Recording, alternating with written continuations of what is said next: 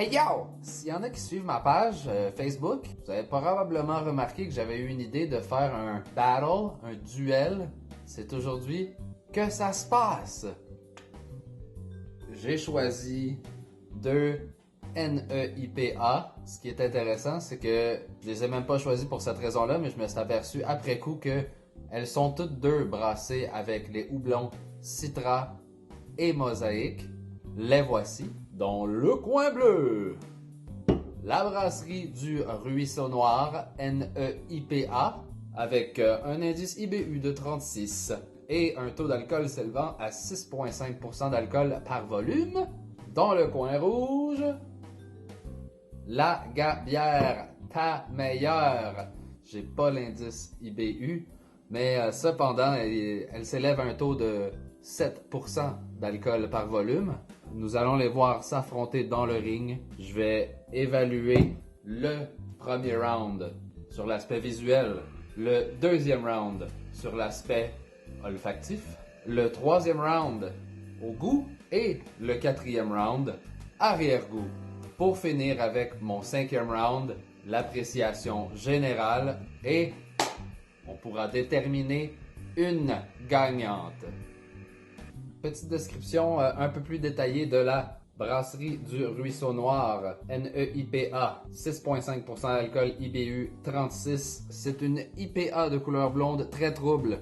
Notre NEIPA est brassé avec des houblons très aromatiques aux flaveurs de fruits tropicaux et d'agrumes. Le sucre résiduel en atténue l'amertume pour laisser place aux arômes fruités des houblons.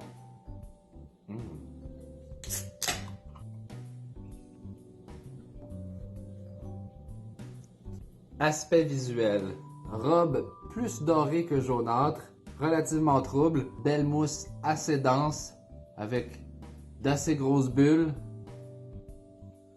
L'autre bière à combattre aujourd'hui, la Gabière, ta meilleure. Ça, c'est une belle canette. C'est invitant. Comme il y a peu de descriptifs sur la canette, je vais me fier à ce qui est écrit sur Untappd. C'est une NEIPA offrant un bouquet de houblons explosifs dans un corps moelleux, mettant en vedette les houblons Citra et Mosaïque, comme je l'ai dit tantôt.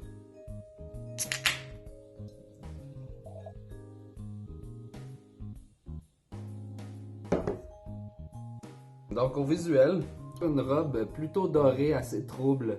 Une mousse, parce qu'il faut que ça mousse. Pour mousser, ça mousse. Surface remplie de grosses bulles. La mousse est dense, persiste un peu plus qu'avec la précédente. J'ai l'impression qu'elle laisse un peu moins pénétrer la lumière. Wow!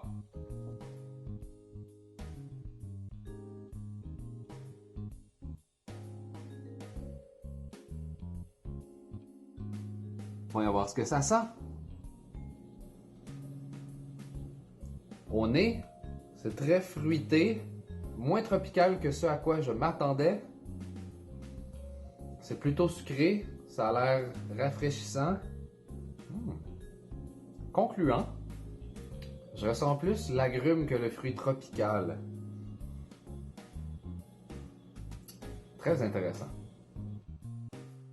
Donc, au nez, qu'est-ce que ça dit?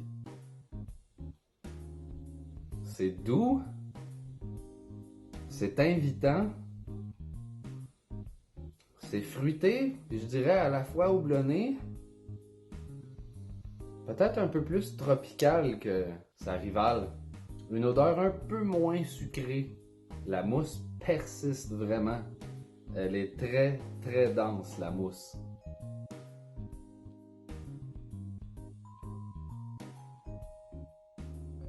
Au goût.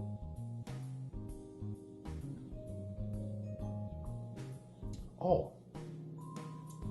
Très agréable. C'est doux, pas très amer. C'est pas très dense. C'est soyeux plutôt que crémeux, je dirais. Une belle balance entre le fruit tropical et l'agrume. Intéressant. Au goût.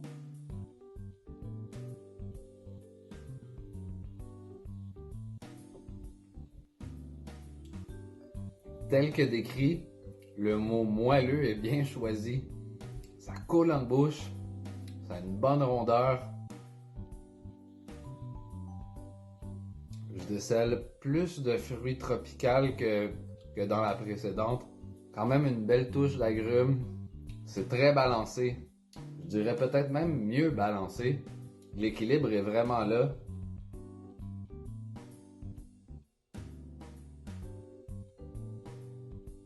Arrière-goût, je vais en prendre une dernière gorgée. Je vais la laisser descendre. Arrière-goût, je dirais plutôt houblonné. On dirait que l'amertume se réveille un peu. Je dirais même légèrement résineux, mais agréable. Au point de vue de l'alcool, relativement bien camouflé par les saveurs assez éveillées dans cette bonne bière. Cool! Je laisse descendre cette dernière gorgée-là pour noter l'arrière-goût. Je vous la remets ici en coin. Dans l'arrière-goût, l'amertume se réveille moins que dans l'autre, je dirais. Elle laisse un arrière-goût peut-être un peu plus smooth. C'est houblonné, encore. Moins résineux. Tout au long de l'expérience, le taux d'alcool plus élevé légèrement que sa rivale était très bien camouflé par des arômes puis des saveurs vivantes. Il n'y a aucune déception qui s'éveille en arrière-goût également. Elle fait battre mon cœur, ta meilleure. Je pense qu'elle marque des points, là.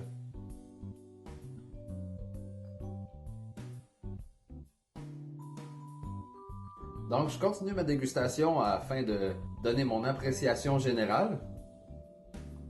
C'est rafraîchissant, c'est une bonne bière d'après-midi.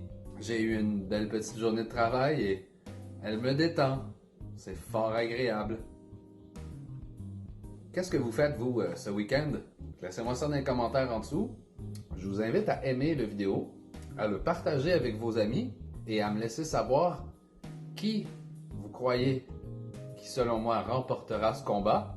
Et par la suite, lorsque vous aurez eu mon verdict, je vous invite à être en accord ou en désaccord avec ma décision, m'en faire part et starter un débat dans les commentaires. Donc, je noterai mon appréciation générale de la Ruisseau Noir NEIPA. C'est difficile un petit peu. C'est difficile parce que je sais que je vais devoir noter l'autre ensuite. T'sais. Fait que je peux pas taper trop haut. Il faut que j'essaye d'être le plus balancé possible. 3.75. 3.75. Brasserie du Ruisseau Noir NEIPA. Je poursuis ma dégustation tranquillement. Afin de donner mon appréciation générale, j'aimerais noter qu'il y a une belle petite touche sucrée aussi dans ta meilleure. Mais on dirait que c'est la légère touche sucrée qui vient toute coller ensemble. Ça la rend... ça vient faire adhérer toutes les saveurs ensemble pour faire un tout qui est super agréable. Je l'aime vraiment. T'sais, fais-en ta meilleure. C'est comme un... Tu sais? Comprends? Ça veut dire, ta meilleure, mon appréciation générale, 4.25 sur 5. Vraiment bonne. En même temps, j'ai peut-être un parti pris. La Gabière, c'est vraiment une de mes brasseries favorites. Sorry.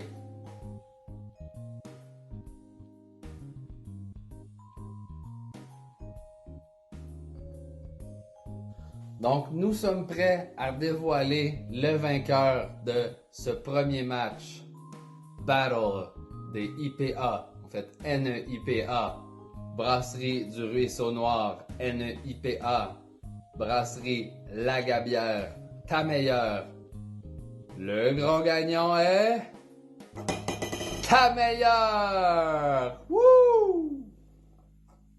Ta meilleure, allez chercher ça dans votre détaillant. NEIPA, Brasserie du Ruisseau Noir, essayez-la aussi. Laissez-moi savoir quelle est votre favorite dans les commentaires. Abonnez-vous à la chaîne, regardez les vidéos précédentes. Laissez-moi des commentaires. Partagez avec votre gang de chums, puis allez boire en gang. Peace!